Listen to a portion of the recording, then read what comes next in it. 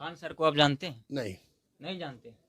शिक्षक ही कर रहे थे, हम खान सर को नहीं जानते, हम भी भूल गए। तो दोस्तों खान सर ने अभी हाल ही में शादी की और शादी में उन्होंने पटना के कुछ टीचरों को नहीं बुलाया, चाहे वो रहमान सर हो या रोशन सर। अगर दोस्तों बात की जाए रोशन सर को क्यों नहीं बुलाया, तो उनको लेकर शायद खान सर बीपीएससी वाले मुद्दे से थोड़ा नाराज चल रहे हैं। सामने आके कहा, लाज नहीं लगा, सामने आके कहा कि उनपे एफआईआर क्यों नहीं, उनपे भी कीजिए, उनको भी जेल डालिए। और वहीं पे दोस्तों बात की जाए रहमान सर की, तो रहमान सर को लेकर खान सर का एक वीडियो वायरल हो रहा है। शिक्षक ही कर रहे थे, हम खान सर को नहीं जानते, हम भी भूल गए। आपने पहले कहा था कि हम नहीं जानते, नहीं समझ आ गया। सर को आप जानते हैं? नहीं। नहीं जानते।